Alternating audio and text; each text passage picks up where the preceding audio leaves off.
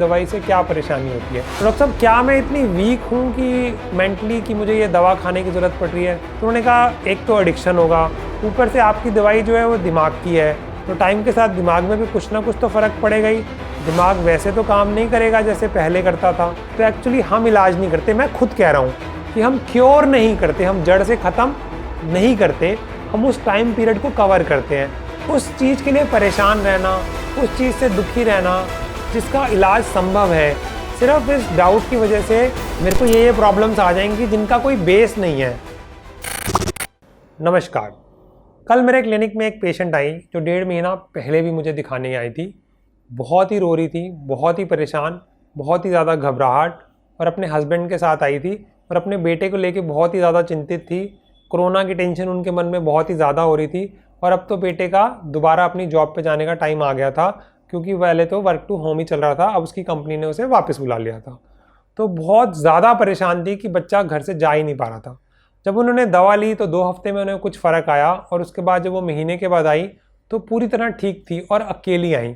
पहली बार जब वो आई थी तो अपने बेटे और हस्बैंड के साथ आई थी, दूसरी बार आई तो अपने हस्बैंड के साथ आई थी। इस बार जब वो आई तो वो बिल्कुल अकेली थी और खुश थी और इतनी कंफर्टेबल थी कि एक्चुअली मैं उन्हें पहचान ही नहीं पाया, मास्क की वजह से भी और वैसे भी। बट आते ही उन्होंने मुझसे पूछा, डॉक्टर साहब क्या मैं दवाई बंद कर सकती हूँ?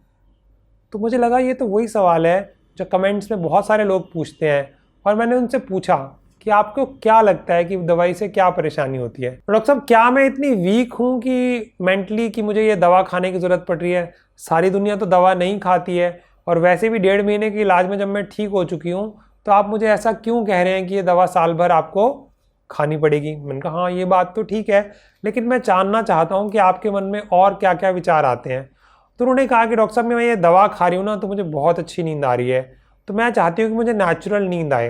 तो मैंने कहा नेचुरल नींद से मतलब क्या आपको अच्छी नींद नहीं आ रही? कहती नहीं, नींद तो मुझे बहुत अच्छी आ रही है बट बिना दवा की नींद आए। मैंने कहा ओहो। तो बेसिकली वैसे मैंने दोस्तों उनको 2 दवा दी थी।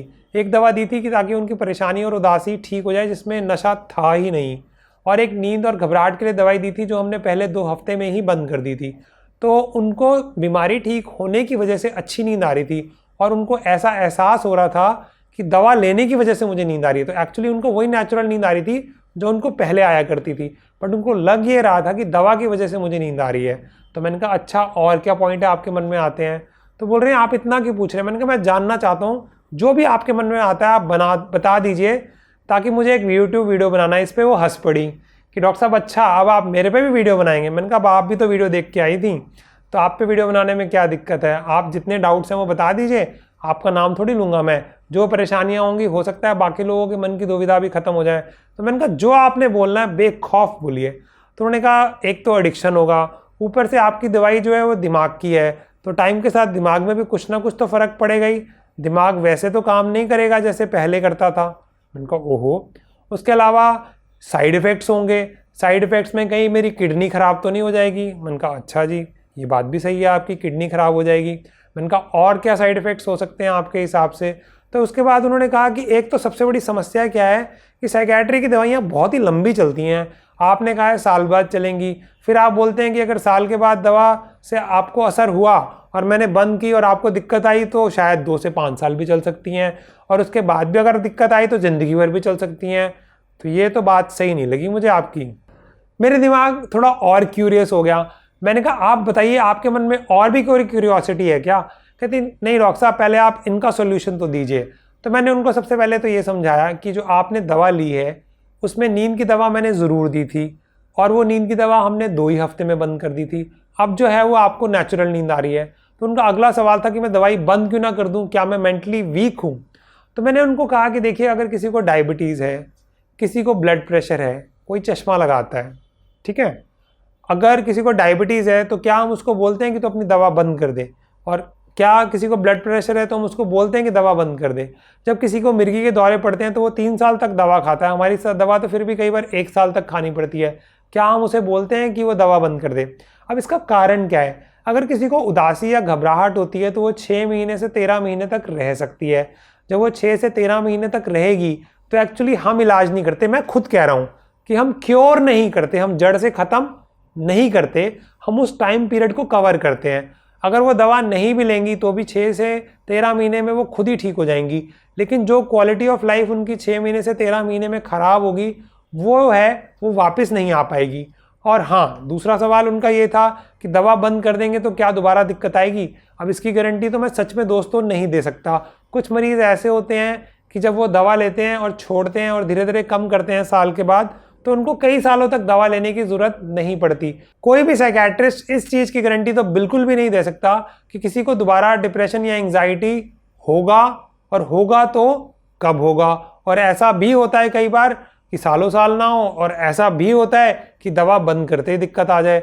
अगर दवा बंद करते ही दिक्कत आ जाए तो दवा जो है वो 2 से 5 साल तक तो चलेगी ही, और उसके बाद भी अगर दिक्कत आती है तो हो सकता है शायद ज़िंदगी भर भी चलानी पड़े। इस सच को छुपाने की मेरी कोई इंटेंशन नहीं है, और मैंने उनके साथ भी यही शेयर किया।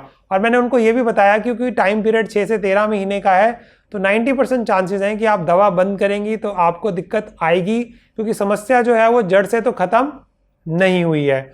और क्योंकि आप नींद की दवा ले ही नहीं रही हैं, और इस दवाई में ऐसा कोई एडिक्शन भी नहीं है, अगर आप इसको बंद करेंगी तो आपको पहले दिन कोई खास परेशानी नहीं होगी। तो बंद करने के बाद 15 दिन, 20 दिन या महीने के बाद आपको दोबारा जो है वही लक्षण जो हैं वो आने लगे, और जिसकी वजह से आपका मन परेशान होने लगे। और रही बात दिमाग खराब होने की, तो ये तो गारंटी है कि दिमाग खराब नहीं होगा, आप बेहतर काम कर पाएंगी। कई बार मेरे से मरीज पूछते हैं कि दवा का साइड इफेक्ट क्या होगा। मैंने कहा सबसे पहला साइड इफेक्ट तो होगा कि आपकी तबीयत ठीक हो जाएगी, तो दैट इज मोस्ट इंपॉर्टेंट। रही बात साइड इफेक्ट्स की, तो साइड इफेक्ट्स में जो सबसे कॉमन साइड इफेक्ट देखा गया है वो तो सेक्स पे होता है। सेक्स की इच्छा थोड़ी कम हो जाती है, बट जो उसकी इंजॉयमेंट और जो टाइम है वो थोड़ा लंबा हो जाता है, बट सब में ऐसा नहीं होता। उसके बाद आते हैं साइड इफेक्ट्स पेट को लेके। थोड़ी सी एसिडिटी हो सकती है, जिसके लिए एसिडिटी की दवा दे देंगे तो काम चल जाएगा। उल्टी का मन कर सकता है, घबराहट हो सकती है, बट अक्सर ये देखा गया है कि हफ्ते 2 हफ्ते में जो साइड इफेक्ट्स हैं वो चले जाते हैं। और प्रॉब्लम क्या होती है कि शुरू के 1-2 हफ्ते में जब ये साइड इफेक्ट आते हैं तो अभी इंप्रूवमेंट नहीं आई होती 1-2 महीने वाली, तो पेशेंट को लगता है डॉक्टर के पास जाने का क्या फ़ायदा, मुसीबतें बढ़ गई, फ़ायदा तो कुछ हुआ नहीं। तो इसलिए एजुकेट करना बहुत ही इंपॉर्टेंट होता है कि ये कॉमन साइड इफेक्ट्स हैं, माइल्ड साइड इफेक्ट्स हैं, और ये सेटल हो जाएंगे। और इन दवाइयों पे सालों साल रिसर्च हुई है, और बहुत से पेशेंट हैं जिनको सच में ये ज़िंदगी भर खानी भी पड़ती है। इंपॉर्टेंट ये नहीं होना चाहिए कि हमें दवा खानी पड़ रही है या नहीं खानी पड़ रही, इंपॉर्टेंट ये होना चाहिए क्या वो आप ज़िंदगी जी पा रहे हैं जैसे आप बीमारी से पहले ज़िंदगी जीते थे। वही लेडी जो बहुत रो रही थी, वही लेडी जो है मुस्कुरा रही थी। अब भी उसका बेटा दूसरी जगह जा रहा था जॉब करने के लिए, अब भी कोरोना नहीं गया। तो बहुत सारे लोगों को लगता है कि ऐसी कोई दवा आती है कि दिमाग बदल जाता है। बिल्कुल आती हैं, क्योंकि दिमाग में जब कुछ केमिकल्स कम हो जाते हैं तो हमारी खुशियाँ कम हो जाती हैं, घबराहट कम हो जाती है, खुशियाँ कम हो जाती हैं, घबराहट बढ़ जाती है। तो यही दवाइयाँ जो हैं उन केमिकल्स को सेटल कर देती हैं, तो पेशेंट जो है इस परेशानियों से मुक्त हो जाता है। तो दोस्तों, इस वीडियो के माध्यम से मैं आपको डायरेक्टली कहना चाहूँगा वो ये है कि अगर काउंसलिंग से काम चल सकता है तो आप ज़रूर एक साइकोलॉजिस्ट के पास जाइए अगर माइल्ड या मॉडरेट प्रॉब्लम है। बट अगर 2nd से 3rd डिग्री की प्रॉब्लम है तो शायद दवा लेनी ही पड़ेगी। 2nd डिग्री में तो ऐसा हो सकता है कि आप दवा भी लें और काउंसलिंग भी करा लें, और उस चीज़ के लिए परेशान रहना, उस चीज़ से दुखी रहना जिसका इलाज संभव है, सिर्फ इस डाउट की वजह से कि जो है मेरे को ये प्रॉब्लम्स आ जाएंगी जिनका कोई बेस नहीं है, और उसकी वजह से अपने आप को दुखी करना कहाँ तक सही है। मैंने इवन उनको अपना एग्जाम्पल दिया। मैंने कहा हमारी फैमिली में मेरे 5 मामा हैं और उनमें से 4 की कोलेस्ट्रॉल की वजह से डेथ होगी, हार्ट अटैक। जब मैं MBBS फाइनल ईयर में था तो मुझे लगा घर में शायद कोई प्रॉब्लम है, कोई इशू होगा, क्योंकि मैं बायोकेमिस्ट्री का अच्छा स्टूडेंट था। तो मुझे लगा कोलेस्ट्रॉल की कोई प्रॉब्लम ना हो। तो मैंने बाई चांस अपनी मदर का टेस्ट कराया, अपना टेस्ट कराया और अपने कज़न ब्रदर का टेस्ट कराया। मेरा कोलेस्ट्रॉल निकला 360, जो कि होना चाहिए 180, और मैं फिट था, कराटे करता था, हेल्दी ईटिंग भी करता था। और उसके बाद मेरी मदर का कोलेस्ट्रॉल निकला 460 के आसपास, और मेरे कज़न का भी निकला 435। मैंने अपने सारे रिश्तेदारों को चिट्ठियाँ लिखी कि ये जो बीमारी है हमारी फैमिली में है, और उस टाइम अभी एक ही मामा की डेथ हुई थी और दूसरे को हार्ट अटैक हुआ था। किसी ने मेरी बात नहीं सुनी और सबने ये कहा कि डॉक्टर तो बना नहीं है, आया हमें बड़ा दवाई देने वाला। उसके बाद 4 की डेथ हो चुकी है और मेरी उम्र के 2-3 मेरे कजन्स को ऑलरेडी हार्ट अटैक हो चुका है। मुझे तो कोई लक्षण भी नहीं आया। कम से कम किसी को उदासी या घबराहट होती है तब उसको दवा लेनी पड़ती है, मुझे तो कोई लक्षण ही नहीं आया। बट मैं नहीं चाहता कि जब मैं अपनी प्राइम लाइफ में यूट्यूब वीडियोज़ बना रहा हूँ, ज़िंदगी के मज़े ले रहा हूँ, भाग रहा हूँ, तब मेरे को हार्ट अटैक आए और मुझे सोचना पड़े कि क्या मैं ड्राइव कर सकता हूँ, क्या मैं अपनी वाइफ के साथ सेक्स भी कर सकता हूँ कि नहीं, क्योंकि एक खौफ पैदा हो जाता है हार्ट अटैक होने के बाद। तो मैं क्यों चाहूँगा मुझे हार्ट अटैक हो? अगर दवाई से ये हल हो सकता है तो मैं उसे ज़िंदगी भर खाने में भी मुझे कोई हिचकिचाहट नहीं है। उसी तरह अगर किसी को चश्मा लगाना पड़ता है तो भगवान ने आंखें दी हैं, अगर भगवान ने प्रॉब्लम दी है तो आप चश्मा ना लगाएं। दूर जाने की ज़रूरत ही नहीं है। मेरे पिताजी हैं जिनके घर ये शूटिंग हो रही है, उनको सुनाई देने में दिक्कत होती है, एक बात 3 बार बोलनी पड़ती है तब उनको समझ आती है, और कई बार तो कुछ और ही समझ आता है, और वो हमेशा सही भी होते हैं। तो कई बार अगर वो नाराज़ हो जाएंगे बजाय ये समझने की उनकी कोई गलती है। वो चश्मा तो लगाते हैं बट कान की मशीन नहीं लगाते।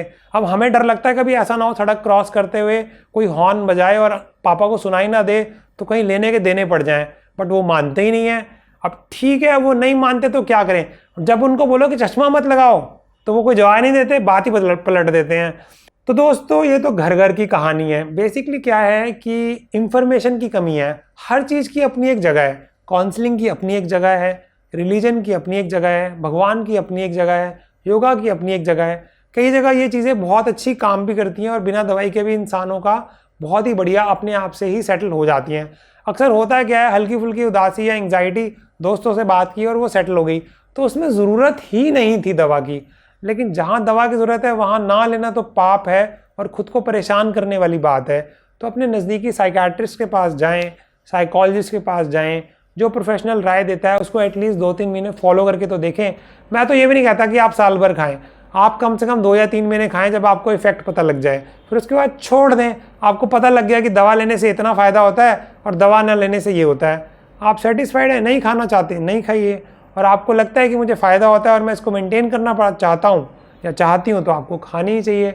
तो आज के लिए दोस्तों इतना ही, धन्यवाद।